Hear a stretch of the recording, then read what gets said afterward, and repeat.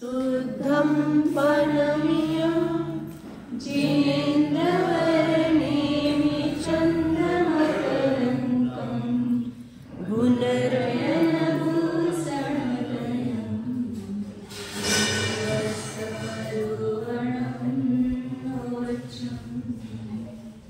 जगत सिद्धांत चक्रवर्ती नेमिचंद्र आचार्य परम पूज्य चारता चक्रवर्ती समाज सम्राट आचार्य शांती सागर जी महाराज जय बोलो प्रातः स्मरणे गुरुदेव समंत भद्रमुनि महाराज की जय बोलो परम पूज्य आचार्य प्रवरेक्षण सुंदर सागर जी महाराज की जय बोलो परम पूज्य मम दीक्षा गुरु वात्सल्य सिंधु आचार्य सुयश सागर जी महाराज की जय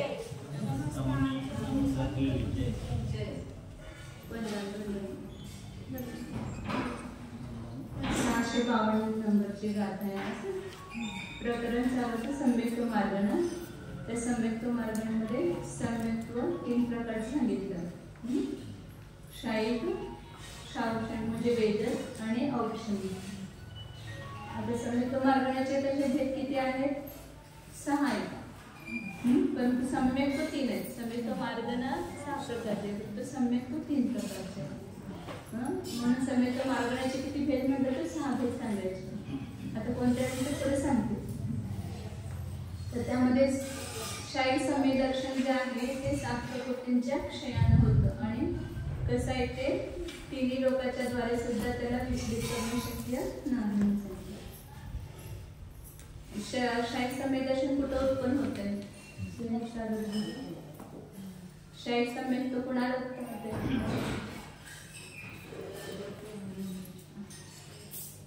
अभ्यास करायला पाहिजे ना. साधना बाबी पुरा शाही समय तो कविता कुणाला होतं म्हणजे 4 गतीपैकी कुठल्या जीवाचं होतं?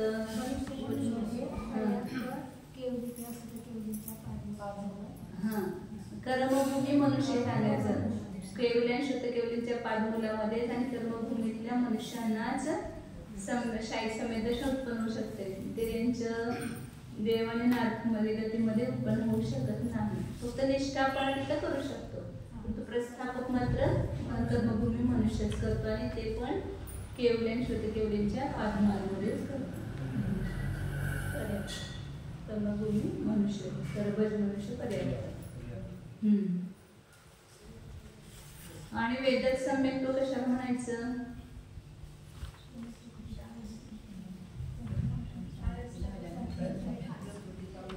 प्रथम जे सम्यक झाल्यानंतर वगैरे काय म्हणायचं नाही. कारण मिथ्यापासून पण होऊ शकते वेदात सम्यक तो डायरेक्ट. सम्यक प्रकृतीचा उदय असल्यामुळे जे 7 प्रकृतीचा क्षोभक्षम आहे म्हणजे तिथे सम्यक्त प्रकृतीचा काय आहे? उदय आहे. 6 प्रकृतीचा सर्वघाती क्षय, सर्वघाती स्पर्धकांचा उदयभावी क्षय आणि भविष्यकाळामध्ये उदयाला येणाऱ्या सर्वघाती स्पर्धकांचा सर्वस्तारूप उपशम. आणि सम्यक्त प्रकृती देशघाती त्याचा उदय असेल तर त्या ठिकाणी क्षौक्षम सम्यक्त म्हणा किंवा त्याला वेदत सम्यक्त उत्पन्न होतं. आणि उपशम सम्यक्त कुणाला होतं? उपशम ज्याला झालेला आहे त्याला उपशम सम्यक्त होतं. सात्विक प्रकृतीचा. आणि लब्धी किती सांगितलंय? सम्यक्त होण्यापूर्वी किती लब्धी होतात? 5. त्याची किती लब्धी होतात? कोणत्या? करायचं ना अभ्यास. कोणत्या लब्धी सांगितलं त्या? तुमच्याकडे त्याकडे मागतेच म्हटलं की त्यांच्याकडे विचारत नाही प्रश्न, त्यांनी काय अभ्यास करत नाही. सांगा.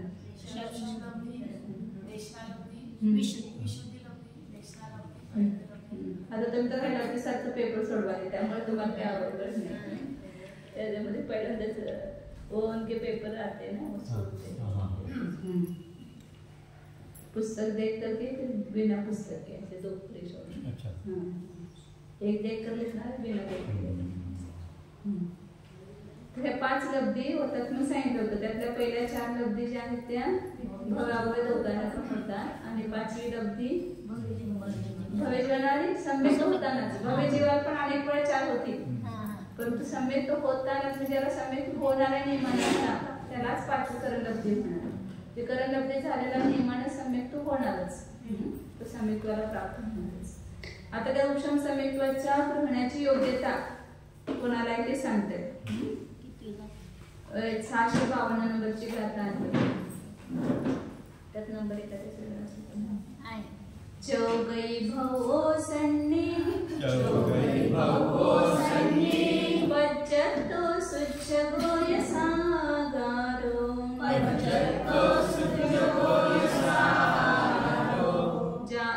जागारो सल्लेसो सल्लद्दिगो सम्मोगमयी चौगई भवो सन्नी बच्चतो सुच्छ गोय सागारो जागारो सल्लेसो सल्लद्दिगो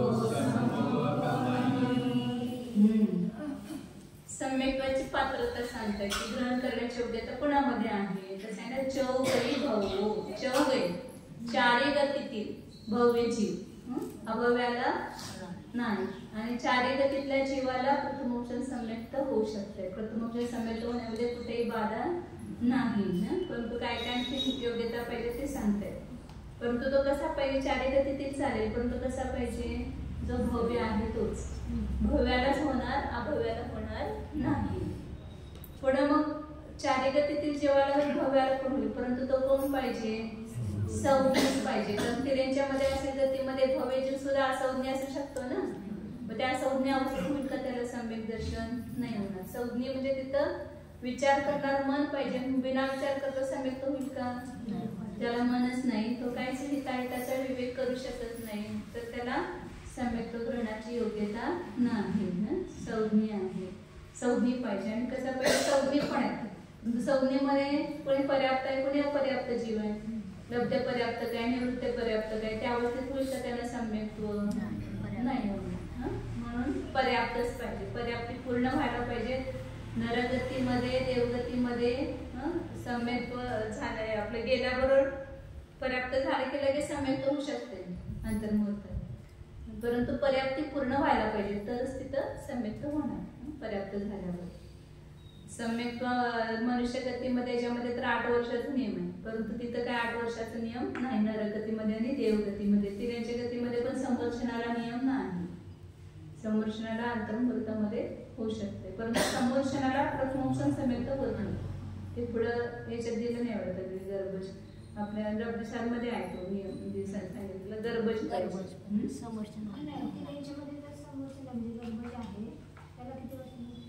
त्यांच्या प्रत्येकाचे वेगवेगळ्या, कुणाला 2 महिन्यानं, कुणाला असं महिन्यानं असं आहे. प्रत्येक आता समजा कुत्रा आहे, मांजर आहे, हे आहे, सगळ्यांचं वेगवेगळं योग्यता आहे.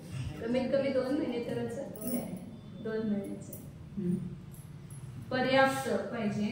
आणि सांगितलं शुद्ध गो, शुद्ध पाहिजे, विशुद्ध पाहिजे, म्हणजे संकलेश परिणाम व्हायला नको. शुद्ध जीव म्हणजे त्याचे परिणाम शुद्ध आहेत असं पाहिजे.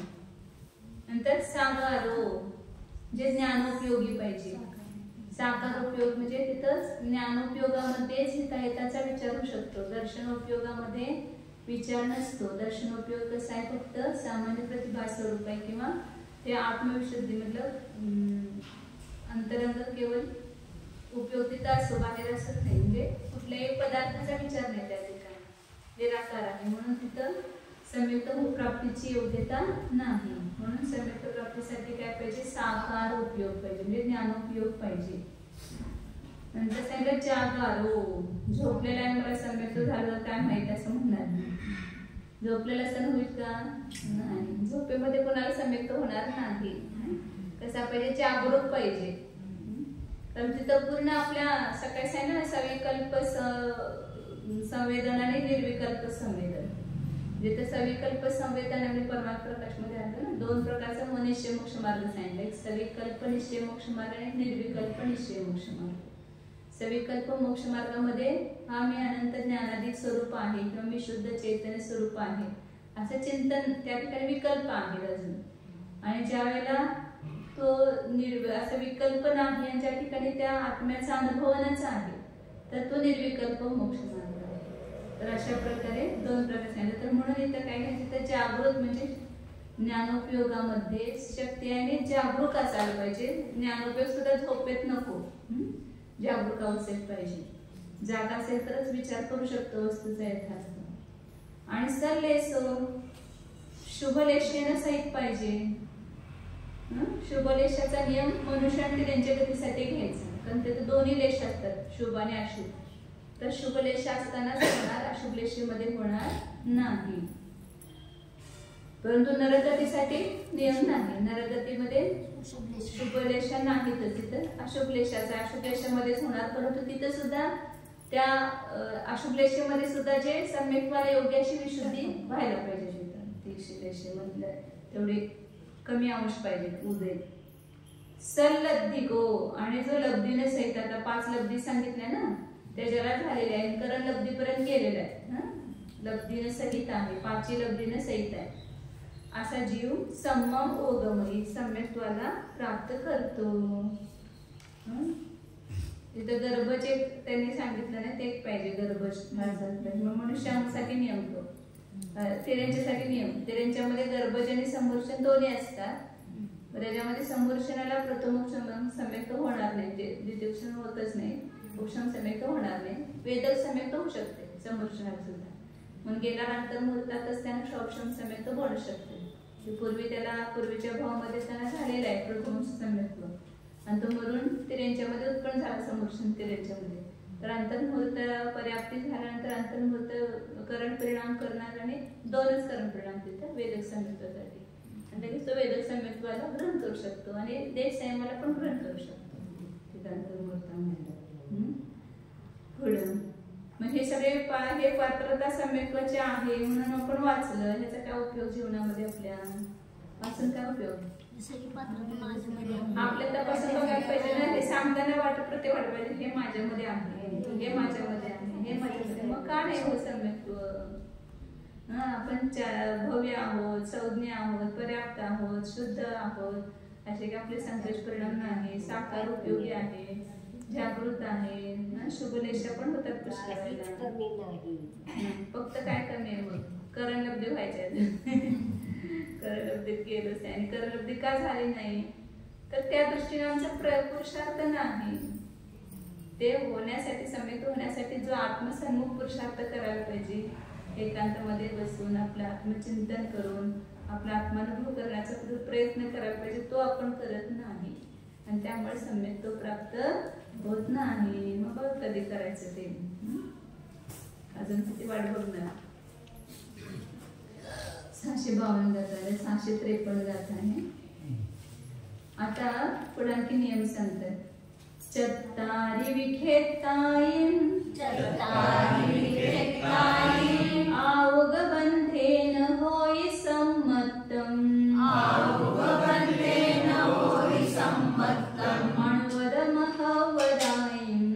अणुवद महवदायीं नदहै देवाउगम मोत्तुम्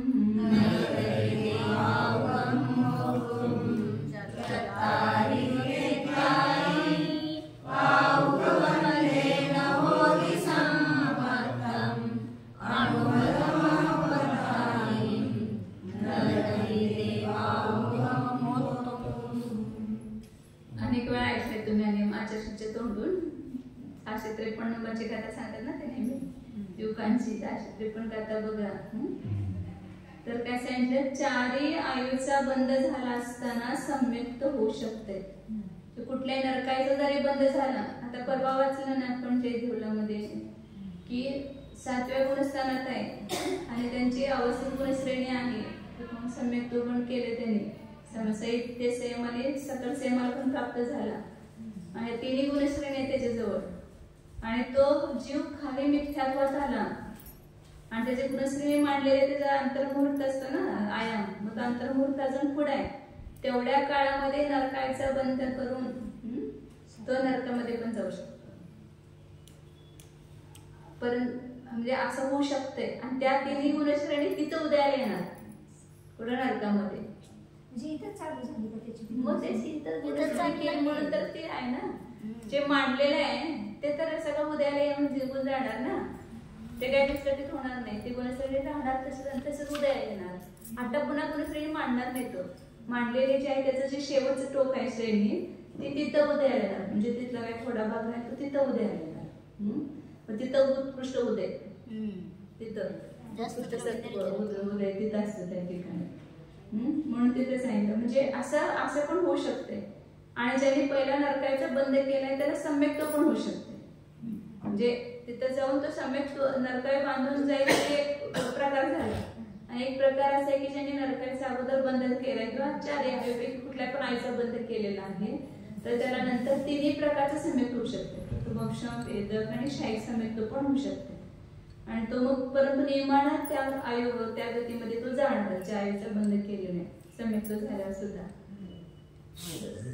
परंतु शाही सम्यक झालं तर काय होणार नाही, ते सम्यक सुटणार नाही, ते सम्यक सहित जाईल. आणि शाही सम्यक नाही झालं तर मात्र तिथं आयुबंध केला असेल तर पुन्हा तो मिथ्यात्वात येऊनच जाणार.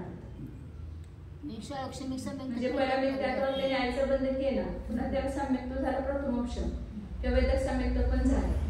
परंतु मरताना देवगतीत जायचं असेल तर सुटणार नाही. हा, परंतु अन्य 3 गतीमध्ये जायचं असेल तर नियमानं सुटून मिथ्यात्वात येणार आणि मगच त्या गतीमध्ये जाणार. परंतु जर शाही सम्यक झालं आणि ह्या काळात काय होणार नाही समजा, तर शाही सम्यक झालं चतुर्थ काळामध्ये तर मात्र तो त्याचा सम्यक न सुटता तो 4 गतीमध्ये जाऊ शकतो. म्हणजे जाणारच, कारण सम्यक सुटणारच नाही ना त्याचं. पहिल्या नरकामध्ये, भोगभूमी, मनुष्यांमध्ये आणि देवामध्ये जाऊ शकतो. परंतु सम्यक्त्वासाठी हा नियम आहे की 4 आयुबंध केला असताना 3 प्रकारचे सम्यक्त होते. परंतु अनुव्रत आणि महाव्रत धारण करण्यासाठी सांगताय की देवावगम होतोनम, देवायला सोडून आणि कोणत्या आईचा बंध झाला असेल तर तो अनुव्रत आणि महाव्रत धारण करू शकत नाही.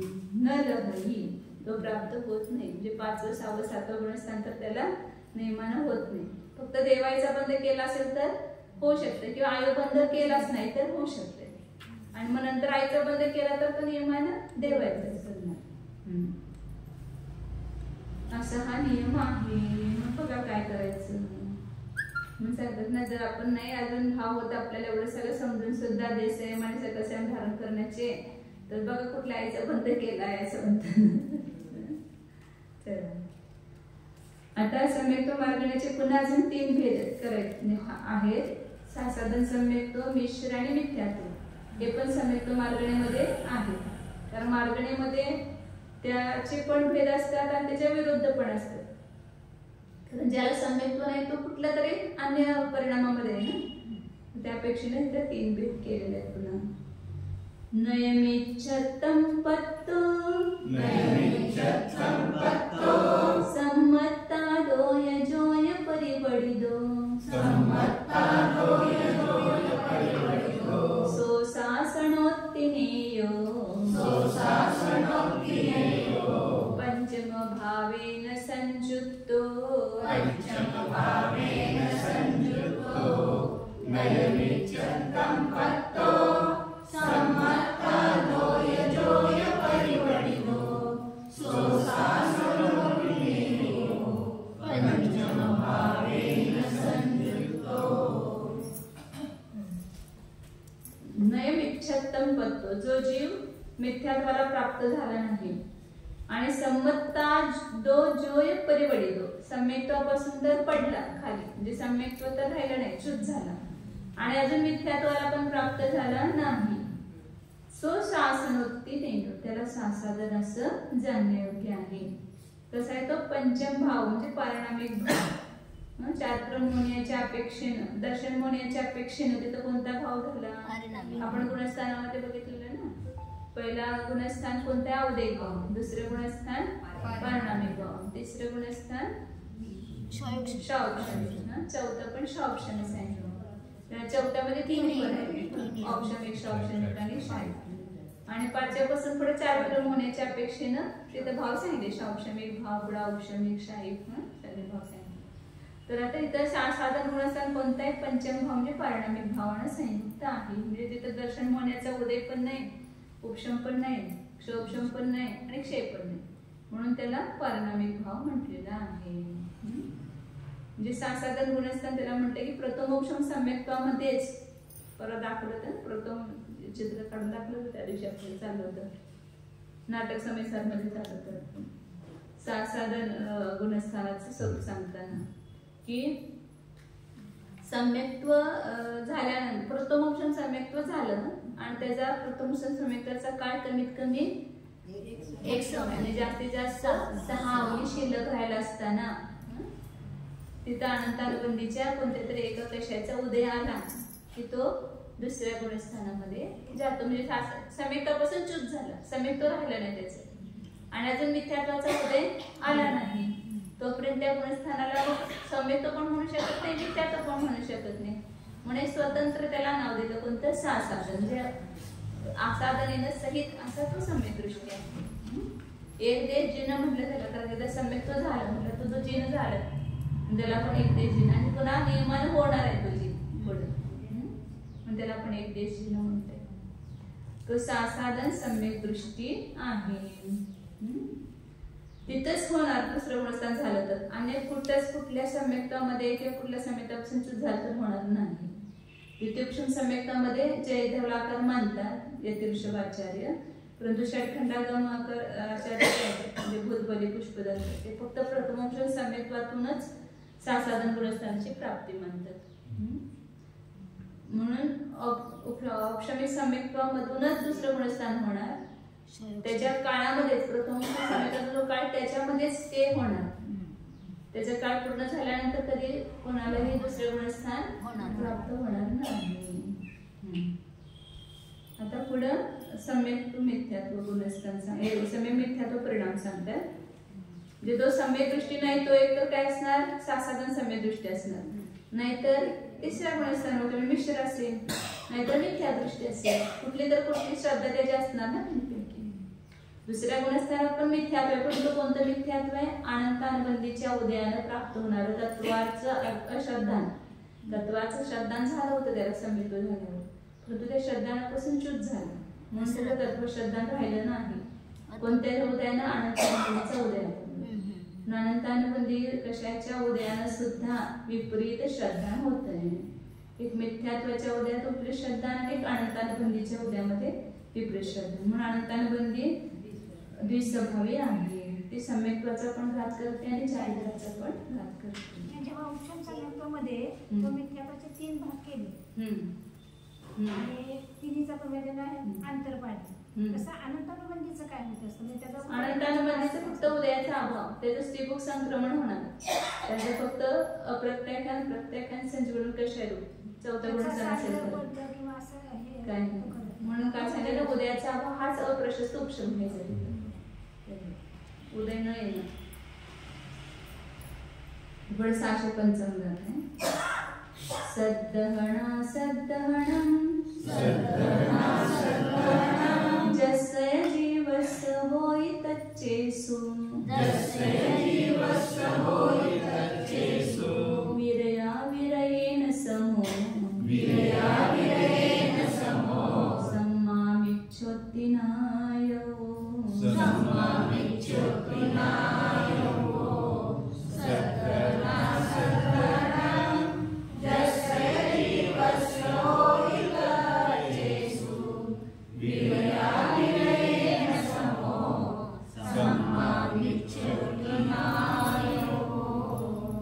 श्रद्धा आणि अश्रद्धा.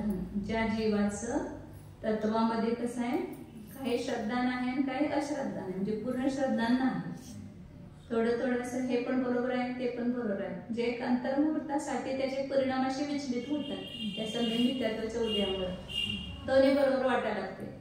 जे आपण पूर्वी जे ज्ञानानं ग्रहण केले ते पण बरोबर आणि आता ज्ञानानं ग्रहण केलं असेल ते पण बरोबर, कारण तिसरं गुणस्थान चौथ्यातून तिसऱ्यात पण जातो आणि पहिल्यातून तिसऱ्यात पण येतो. मग चौथ्यातून तिसऱ्यात आला त्याचा परिणाम कसा? जे सम्यक ग्रहण केलेलं आहे त्याच्याबरोबर त्या मिथ्या श्रद्धानाचं त्याला मिश्रण होते, आणि जो पहिल्यातून तिसऱ्यात जातो त्याला मिथ्यात्व सहित जे पहिले मिथ्या श्रद्धान आहे त्याच्याबरोबर सम्यक मिथ्यात्व मिश्रणाचं श्रद्धान होते. जे मिश्रच आहे दोन्हीमध्ये पण, परंतु मात्रा जास्त कशाची कुणीकडं त्याचं नसतं. हा जे त्या मिथ्या देवशास्त्र गुरूंच्या बरोबर हे सुद्धा देवशास्त्र गुरु सम्यक आहेत अशा प्रकारचे त्याचे भाव झाले. किंवा त्याचे सम्यक ग्रहण केलेला आहे खऱ्या देवशास्त्र बरोबर हा हे पण देव असतील.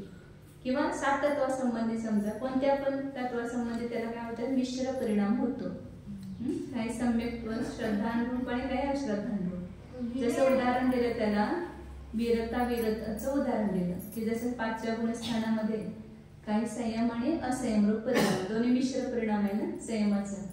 तसे इथं श्रद्धानाचा मिश्र परिणाम आहे. काही तत्वरूप श्रद्धान आहे काही अतत्वरूप श्रद्धान आहे. जी मिथ्या दृष्टी सांगतात ते पण बरोबर आहे आणि सम्यक दृष्टी म्हणजे जे सांगतात ते पण बरोबर आहे. असं दोन्ही मिश्र रूप परिणाम होतो त्याचा. विनय मिथ्या दृष्टीने ह्याच्यामध्ये फरक आहे. विनय मिथ्या दृष्टीचं मिथ्या दृष्टीच आहे तो. विनय मिथ्यात्वच आहे ते. त्याला हे नाहीये. विनय मिथ्या दृष्टीचा आहे तो पुन्हा पहिला सम्यक दृष्टी झाला असेल नसेल त्याचं काही सांगता येत नाही. तर सम्यक मिथ्या दृष्टी झाला तर नियमानं पहिल्यांदा सम्यक दृष्टी होणार आणि मग त्या सम्यकातून तिसऱ्यात येईल किंवा पहिल्यातून तिसऱ्यात जाईल.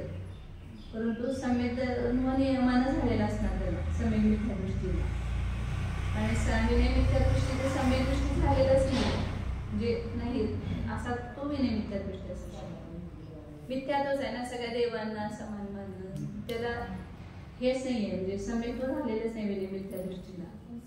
प्राप्त केलं संप्रदाय जीवाला एकदा आणि पुन्हा तो मिथ्यात्वात गेला तर विनय मिथ्या दृष्टी म्हणता नाही होऊ शकेल की त्याचं पण काय नाही पण त्याला त्याला तो मिथ्यात्वाचाच उदय म्हणणार विनय मिथ्या दृष्टीला. सम्यक मिथ्यात्वाचा उदय आला तरच तिथे सम्यक मिथ्या दृष्टी म्हणणार. म्हणून सम्यक मिथ्यात्व प्रकृतीच्या उदयानं ज्या ठिकाणी श्रद्धान अश्रद्धान रूपाचा मिश्र परिणाम होतो त्याला सम्यक मिथ्या दृष्टी म्हणतात. अनेक असं काय नाही फक्त परिणामाचाच खेळ आहे ना सगळा. परिणामच त्याचे ते श्रद्धान रूप असे झाले की तिथं लगेच सम्यक मिथ्यात्वाचा उदय आला आणि त्याला असे परिणाम झाले. नंतर मुहूर्तात लगेच तो सुधारला किंवा बिघडला तरी पण होऊ शकते. मिथ्यात्वातच गेला किंवा सम्यक्ताकडे झुकला दोन्ही पण होऊ शकते. तिसऱ्यातून चौथ्यात पण जाऊ शकतं पहिल्यात पण होऊ शकतं. तर वीरता विरताच्या समान हा सम्यक मिथ्या दृष्टी जाणावा. मागं सगळं तिसऱ्या गुणस्थानाचं वर्णन आलेलं आहे. त्याच्यामध्ये काय काय होत नाही आयुबंध होत नाही पर्याप्त अवस्था असणार नाही तिसऱ्या गुणस्थान विद्रगतीमध्ये मागणी समुद्रात होत नाही जे संयम आणि सकल संयमाला ग्रहण करू शकत नाही.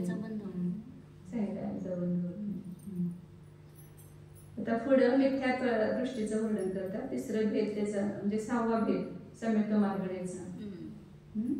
मिथ्या इट्ठी जीवो वैठं पवयनं सद्दहदी सद्दहदी असभावं वैठं वा अणवैठं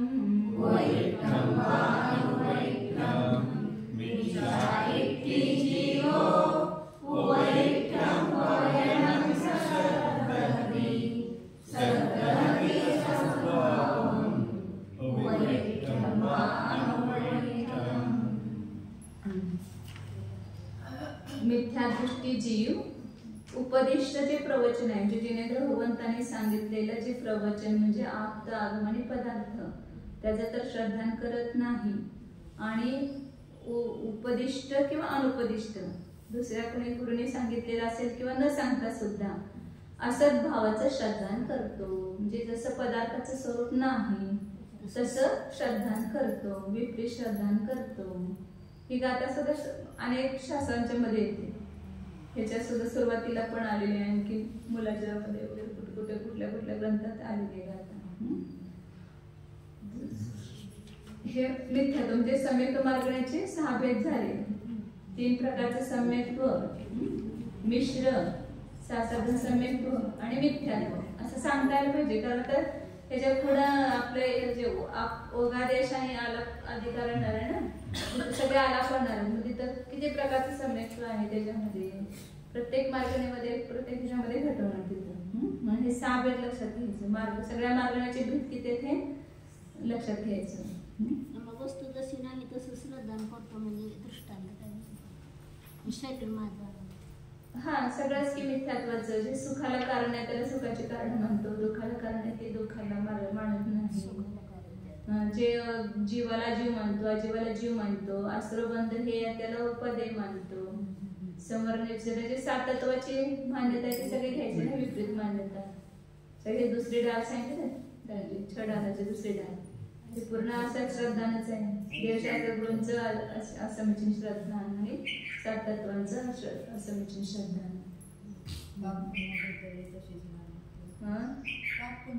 सगळ्याच नवतत्वाबद्दल सातत्वाबद्दल सगळं. आता पुढं संख्या सांगतात त्याच्यामध्ये. सम्यक्त मार्गण्याचे 6 भेद झाले ना, औपशमिक, शाईक, शाऔपशमिक आणि मिथ्यादृष्टी. तर ते साईची संख्या किती ते सांगतात. पहिल्यांदा शाईक सम्यक दृष्टींची संख्या सांगताय. वास पुदत्ते खय्या संख्येच्या जय हवंती सोहमे तो संख पल्लठिदी केवडिया एव मनुपादे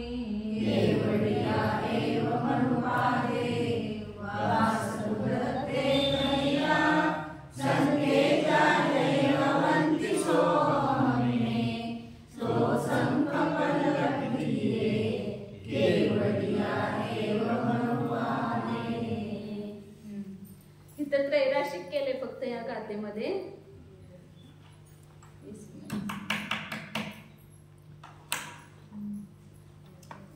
वर्ष पृथक्त्वामध्ये म्हणजे 7-8 वर्षामध्ये किती शाही सम्यक दृष्टी सौधर्मेशान सर्गामध्ये उत्पन्न होतात, संख्यात होतात. 7-8 वर्षामध्ये संख्या सम्यक दृष्टी उत्पन्न होतात. कारण मनुष्यातूनच शाही सम्यक दृष्टी उत्पन्न होणार ना, तर ते संख्यातच होणार. 7-8 वर्षामध्ये संख्या सम्यक दृष्टी. तर त्यांची स्थिती आयु जे आहे ते 1 सागर 2 सागर समजा जास्त असेल. 2 सागराचे पल्ले किती झाले? 10 कोडी सागराचा एक पल्ले. 10 कोडी सागराचा एक पल्ले. 10 कोडी पल्ल्याचा एक सागर. 2 सागरामध्ये 20 कोडाकोडी सागर पल्ले झाले. 20 कोडाकोडी पल्ले झाले म्हणजे संख्यात पल्ले झाले ना. 20 कोडाकोडी म्हणजे मग त्या संख्यात पल्ल्याच्या स्थितीमध्ये किती सम्यक दृष्टी तिथं एकत्रित होणार? 7-8 वर्षामध्ये संख्या, 7-8 वर्षामध्ये संख्या, 7-8 वर्षात संख्या, असे एकूण संख्यात पल्य त्या आयुष्य आहे पहिल्या दुसऱ्या स्वर्गामध्ये. 2 सागर म्हणजे 20 कोडाकोडी पल्ले आहे. तर मग किती एकूण सम्यक दृष्टी उत्पन्न होती?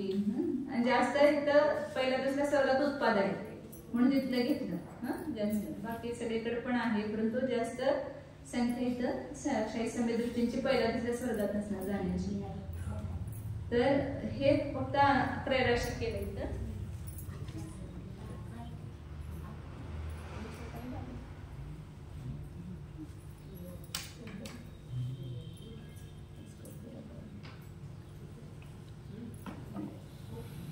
ब्रह्मांड राशी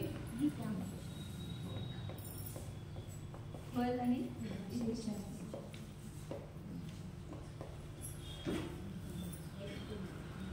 प्रमाण राशी काय ना 7-8 वर्ष.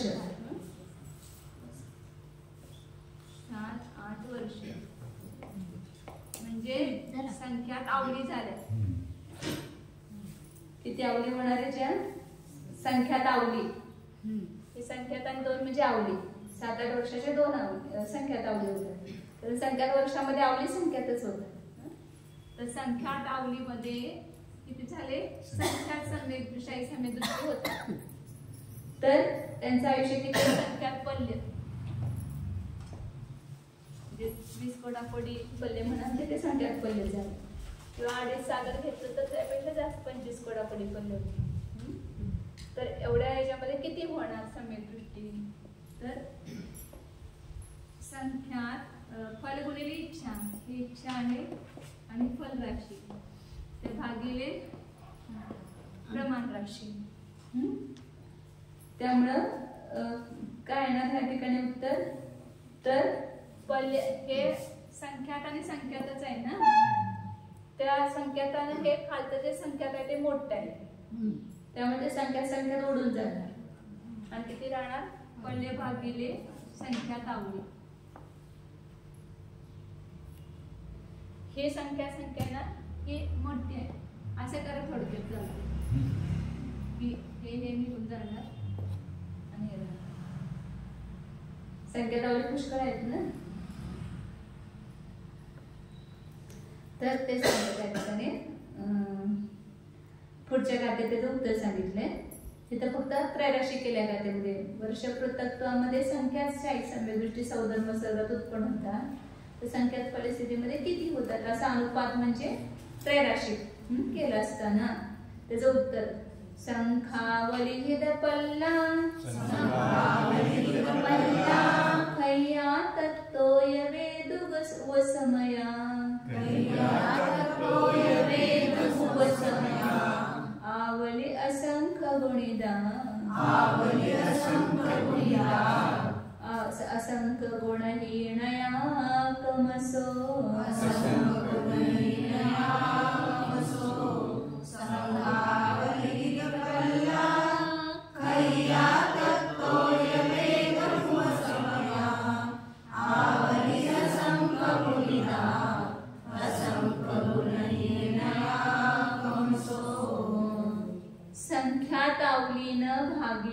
संख्यात आवलीनं भाजित पल्य एवढे शाही सम्यदृष्टी म्हणजे पल्ल्याला अंतर्मुहूर्तानं भागायचं. अंतर्मुहूर्त हा भागार आहे, संख्यात आवली अंतर्मुहूर्त त्यानं भागायचं तर काय येतं, शाही सम्यदृष्टींची संख्या येते. परंतु ते त्याने धवलामध्ये सिद्ध केलंय संख्यात आवली म्हणजे असंख्यात आवली घेतली. कोणाचं घेतलं ते लक्षात येईल, शाही सम्यदृष्टीच घेतलं बोलले, त्याचा भागार मोठा आहे कारण कमी आहेत ना शाही सम्यदृष्टी, त्याच्यापेक्षा औपचारिक सम्यदृष्टी जास्त आहेत. शाही सम्यदृष्टी जास्त नाही कमी आहेत, जास्त म्हणून कमी. आता पुढे सांगितले त्रैराशिक असं आपण हे केलं असताना, त्रैराशिक केलं असताना तत्तोय वेदगु व समया त्याच्यापेक्षा वेद सम्यदृष्टी ना औपचारिक सम्यदृष्टी शाही सम्यदृष्टीपेक्षा आवली असंख्य गुणिता आवलीच्या असंख्यात भागानं गुणित आहेत. म्हणजे कोण असणार, वेद. एक शाही सम्यदृष्टी आणि औपचारिक सम्यदृष्टी म्हणजे वेद सम्यदृष्टी किती आहे त्याच्यापेक्षा असंख्यातानं गुणित. आवलीचा ती असंख्य संख्या कोणती, आवलीचा असंख्याचा भाग.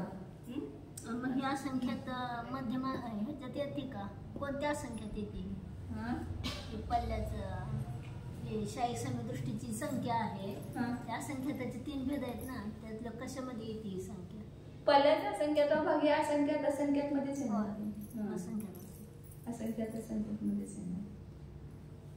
त्याच्यापेक्षा वेद सम्यदृष्टी आवलीचा असंख्यात्व भाग गुणित आहे आणि औपचारिक सम्यदृष्टी असंख्यात गुणाहीन आहे, कमी आहे. म्हणजे सगळ्यात कमी औपचारिक सम्यदृष्टी कमी आहे कारण त्याचा काळ कमी आहे. इथं असंख्यात गुणाहीन शाही सम्यदृष्टीपेक्षा औपचारिक सम्यदृष्टी असंख्यात गुण आणि याच्यापेक्षा शाही सम्यदृष्टीपेक्षा औपचारिक सम्यदृष्टी असंख्यात गुणाहीन आहे, कमी आहे. औपचारिक सम्यत्वाचा अंतर्मुहूर्त काळ, त्या अंतर्मुहूर्त काळामध्ये संचित होणारे जीव कमी आणि हे सागर जे आहे ते असंख्यात पट आहे त्या अंतर्मुहूर्तापेक्षा. 2 सागर हे असंख्यात पट संख्या आहे म्हणून ते असंख्यात पट आहे शाही सम्यदृष्टी. सगळ्यात जास्त क्षयक्षमिक वाले आहेत क्षय आणि क्षयक्षमिक वाले कसे इथून जाणारे पण असणार ते त्यांच्याने मनुष्य आणि तिथं पण गेल्यावर उत्पन्न होणारे आहेत सौधर्म्याच्या सर्गामध्ये. आणि जे शाही सम्यदृष्टी ते फक्त मनुष्य पर्याप्तामधून जाणारेच आहेत ना म्हणून संख्यातच घेतले तिथं अशा ग्रंथामध्ये. आणि शाही सम्यदृष्टी असंख्यात पट आहे.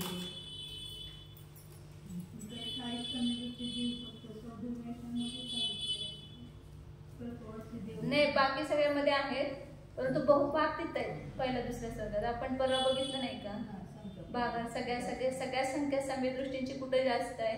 पहिल्या दुसऱ्या सर्गामध्ये. त्याच्यापेक्षा वरच्या स्वर्गात कमी कमी झाले, असंख्यात पट कमी झाली. म्हणजे असंख्यात भूभाग इथंच आहेत ना पहिल्या दुसऱ्या स्वर्गामध्ये, म्हणून त्यांच्या अपेक्षेने घेतलं सौदर मिशन सर्गामध्ये. ही सगळ्यांची मिळूनच सांगितली संख्या. शाहीपेक्षा वेदक जास्त का सांगितलं? वेदक समित्र जास्त, एक तर त्याचा काळ पण मोठा आहे आणि सुलभ आहे ना. शाही समित्र फक्त मनुष्य पर्याप्त मनुष्यालाच होणार, आणि तिथूनच मरून जे गेले कर्मभूमीतलेच मनुष्य मरून कुठे जातील तिथं त्यांना असणार. इथं तर त्या देवानं पण शाही सौक्षमी समेत होणार, तिऱ्यांच्यातून आलेल्या जीवानं पण असणार.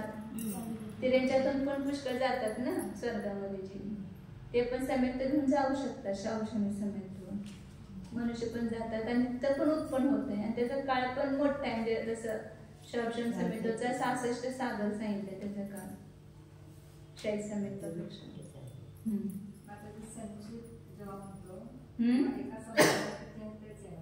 काय संचित म्हणताना एका समयामध्ये एका समयामध्ये येणार, परंतु काळ मोठा असेल तर तेवढ्या सगळ्या काळापासून जे संचित होत आले ते एका समय तेवढे होणार ना, आणि अंतर्मुहूर्तातच संचित झालेले म्हणजे कमी असणार. त्या अंतर्मुहूर्त काळापासून ते आले आणि एक शेवटच्या अंतर्मुहूर्ताचा शेवटचा समय म्हणा, तर त्यावेळेला किती संचित झाले तिथं, तर तेवढे म्हणून ते कमी असणार. ते कमी काळामध्ये कमी संचय होणार. हा संख्या ते एका समयात मोजलेले असते, परंतु ते अनेक समयात संचित झालेले असतात ना ते. आपण ते योगाचा वगैरे काळ वगैरे पण तसंच घेतो ना. पल्ला संख्येज्यदिमा शासनमिच्छाय संख गुणिदाहु मिस्साते हि विहीनो संसारी वाम परिमाणम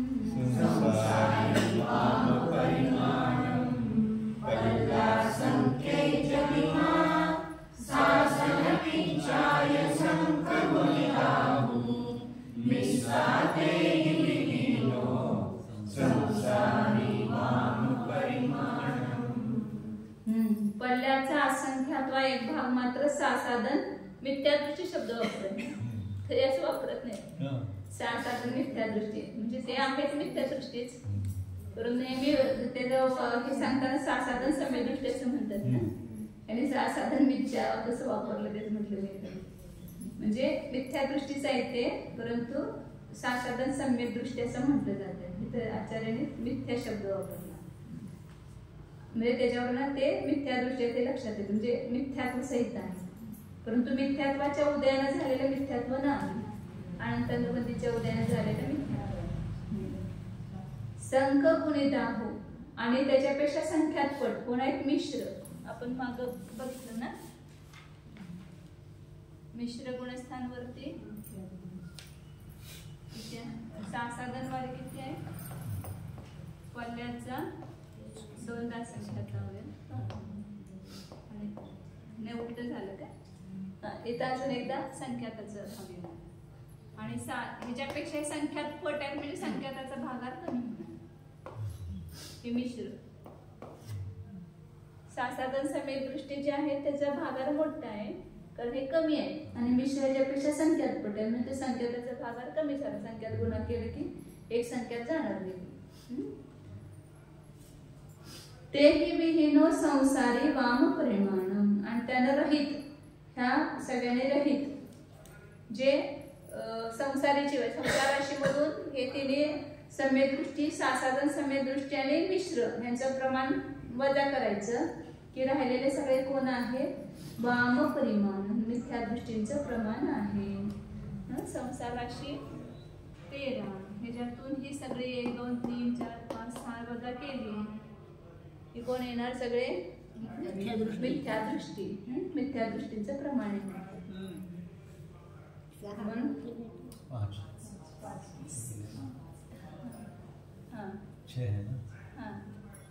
एकूण 6 भेद आहेत ना सम्यक्त मार्गणाचे.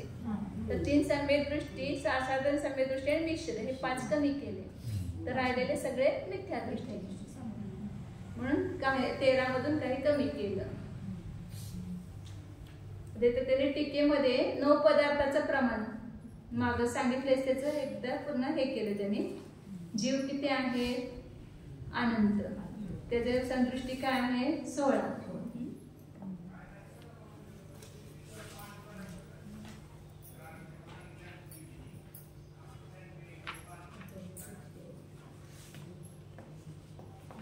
जीव किती आहेत? अनंत अनंत सगळे मिळून, संसारी मुक्त सगळे मिळून. त्यांच्या संदृष्टी काय आहे? स्फूर्ती, जागवान. आता मग काय सांगितलं, जागरूक असेल तर सम्यक होणार, नाही तर होणार नाही, काय तुला कळणार नाही. झोपायचं नाही, सजग राहायचं. नंतर अजीव पदार्थ किती आहेत? अजीवामध्ये पुद्गल, अजीवामध्ये 5 द्रव्य आहेत. पुद्गल जे आहे ते जीवराशीपेक्षा अजीवामध्ये वेगवेगळे अजीव हे पुद्गल किती आहे? जीवराशीपेक्षा अनंत. धर्म अधर्म आणि आकाश द्रव्य ते किती आहेत? एकच आहे. आणि कालद्रव्य असंख्यात, लोकप्रमाण आहे ना, लोकप्रमाण आहेत असंख्यात कालद्रव्य. असे सगळे अजीव पदार्थ म्हणून किती झाले? तर तिथं घेतले हे 16 ख पुद्गल राशी, त्याच्यामध्ये 3 मिसळायचे आणि त्याच्यामध्ये लोकप्रमाण कालद्रव्य मिसळायचे. हे तिन्ही मिळून काय झाले? अजीव पदार्थाची संख्या झाली. म्हणून ते मोठी संख्या खाली लिहितात 16 ख असं. मग त्याच्या डोक्यावर लोक आणि त्याच्यावर अधिक 3 असे लिहिले. वर अधिक संख्या वर लिहितात डोक्यावर. हे सगळ्यात मोठी संख्या आहे. अनंत अनंत, जीवराशीपेक्षा अनंत पट. त्याच्यामध्ये कालानु असंख्यात आणि हे 3 द्रव्य फक्त, धर्मद्रव्य अधर्मद्रव्य आणि आकाश असे अजीव पदार्थ झाले. हा, हे अजीव पदार्थ झाले. एवढे 5 आहेत ना, पुद्गल, कालद्रव्य, त्याच्यामध्ये 3 द्रव्य, धर्म अधर्म आणि आकाश. ते कालद्रव्य, हे पुद्गल द्रव्य, हे कालद्रव्य आणि हे धर्म अधर्म आणि आकाश. अधिक संख्या वर लिहितात. 3 लिहिले.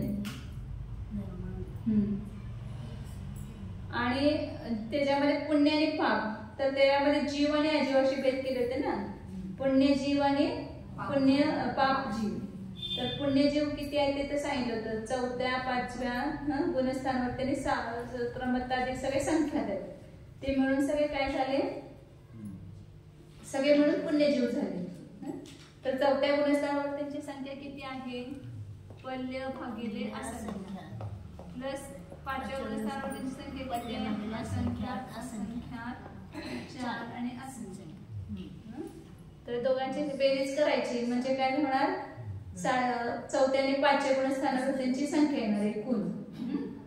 तर हे दोन्ही अधिक करायची साठी काय करणार इथं आपण? हे 3चा समच्छेद करायचा.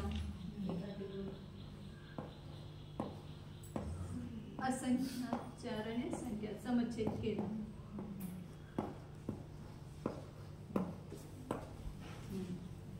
समान संख्या काढली आपण, ही संख्या समान येणार दोन्हीमध्ये. ही संख्या समान आल्यानंतर हे हा गुणकारामध्ये ह्याचा एक गुणकार मिसळायचा. राहिलेल्या गुणकारामध्ये त्या राशीचा एक गुणकार मिसळायचा. किती होणार? पल्य असंख्यात, असंख्यात, 4 असंख्यात गुणिले असंख्यात, संख्यात आणि असंख्यात अधिक 1. आणि बाकी 6व्या गुणस्थानापासून ते 14व्या गुणस्थानापर्यंतचे सगळे जीव काय करायचे? त्याच्यामध्ये अधिक. ते किती आहेत? संख्या सगळे मिळून, म्हणून ते संख्या अधिक केले त्याच्यामध्ये. हे 4थ्या आणि 5व्या गुणस्थानावर त्यांची संख्या दोघांची बेरीज केली. बेरीज करण्यासाठी काय करायचं? इथं ह्याचा छेद मोठा आहे आणि ह्याचा छेद लहान आहे, मग छेद समान करून घ्यायचं. म्हणून असंख्यात, संख्यात आणि असंख्यात याचा छेद समान करायचं म्हणजे खाली भागायचं आणि वर गुणायचं. आणि त्यामधलं समान संख्या काढून बाजूला ठेवायची पहिला. हे दोघांच्या मध्ये समान राशी कोणती आहे? भाज्य आणि भागाराशी. एवढी राशी समान आहे दोघांमध्ये, मग ती ठेवली. बरं राहिलेला जो गुणकार असतो त्याचा ह्याचा एक गुणकार राहिला इथं, ही संख्या समान काढली तर एक आहे, मग त्याच्यावर एक अधिक करायची, एक गुणकार. तर एक गुणकार अधिक केला म्हणजे चौथ्या आणि पाचव्या गुणस्थानामध्ये झाली जीवांची संख्या. आणि मग त्याच्यामध्ये 6व्या गुणस्थानापासून ते 14व्या गुणस्थानापर्यंतची जी जीवांची संख्या आहे ती अधिक करायची, ती संख्यातच आहे म्हणून वर संख्यात अधिक केलं. हे झाले पुण्यजीव झाले. आणि पुण्य अजीव, पुण्यामध्ये दोन करणार, एक पुण्यजीव आणि पुण्य अजीव. पुण्य अजीव किती आहे? तर जे समय प्रबद्ध डेड गुण आणि गुणी समय प्रबद्ध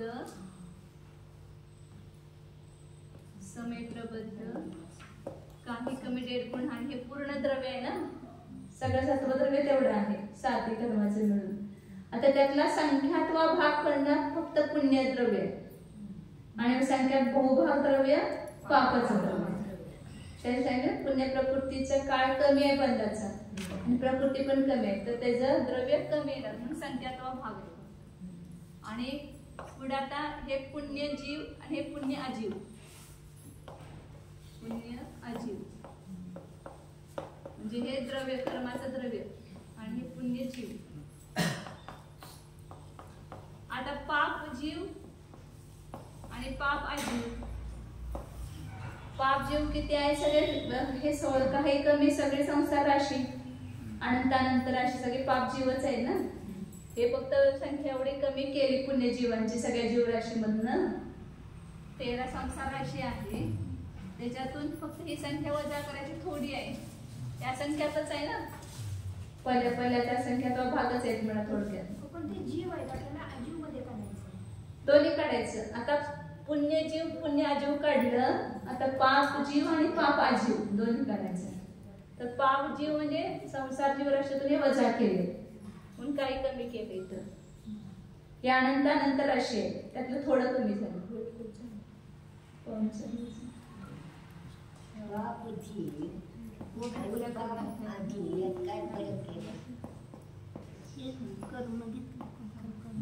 हे कर्मच गाठोड आणि जीवांची संख्या आहे.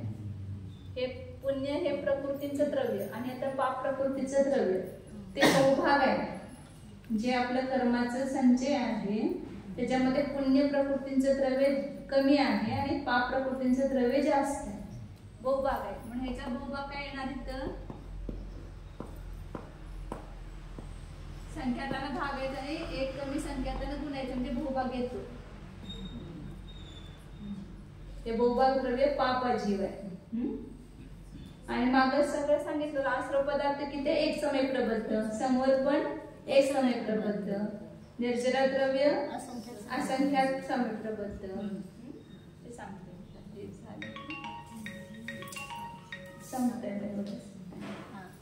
पुण्य अजीव मध्ये जी संदृष्टी दिली त्यात वजा म्हणजे 1.5 गुण आणि गुणीच्या पुढे एक गुणा काढून दिला, ते एक गुणकार फॅक्ट बनवलं त्याचं.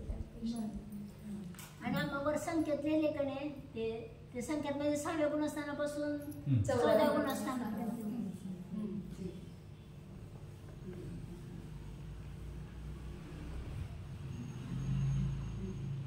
आश्रव एका समय प्रबद्धाचा आश्रव होतो काय म्हणून समय प्रबद्ध आणि असंख्यात केले का जे उत्कृष्ट समय प्रबद्ध घेतले. समोर पण तेवढंच येणार एक समय प्रबद्ध द्रव्य. निर्जरा जे आहे ते गुणश्रेणीचं जे द्रव्य आहे ते असंख्या समय प्रबद्ध उत्कृष्ट द्रव्य घ्यायचं आहे ना, म्हणून तो सगळ्या शेवटचं गुणश्रेणी शीर्षक घेतलं. जे समय प्रबद्ध काही कमी 1.5 गुण आहे त्याला भागिले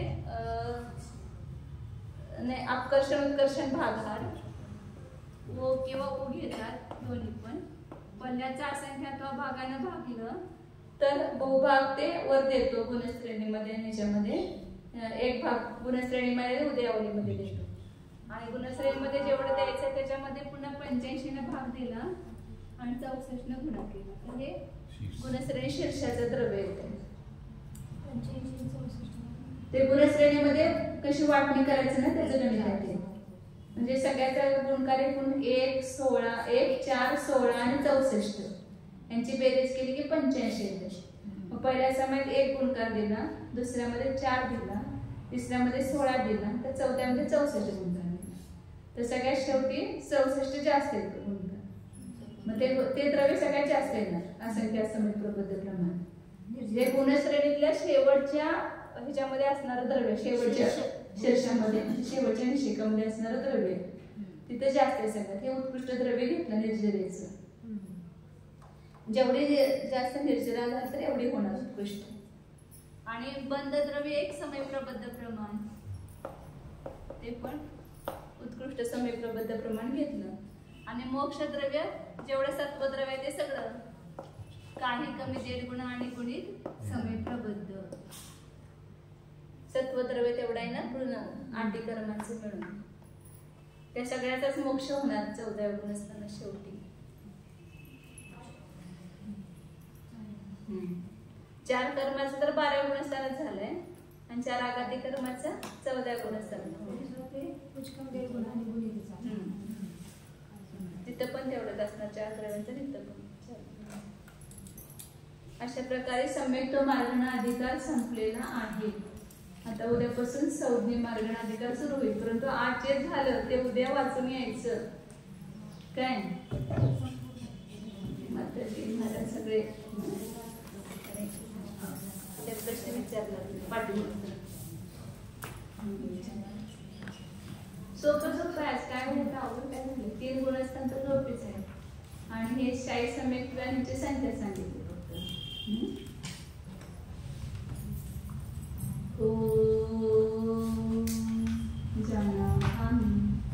शुद्ध चैतन्यमय जीवच आहे, ज्ञान दर्शन संपन्न आहे, अनादि अनंत एकटाच आहे. पहा स्वतःला अंतरंगामध्ये.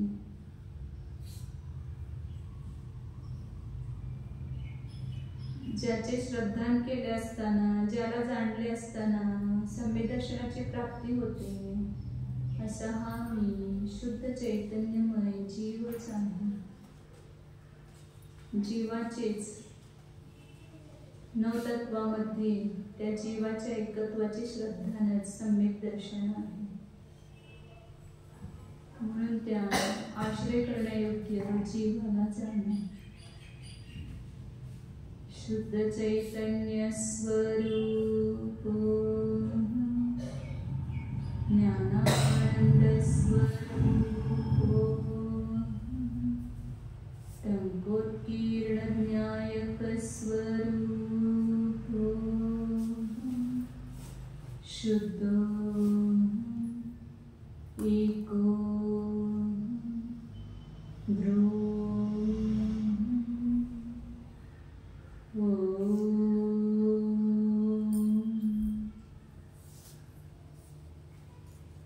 Yes,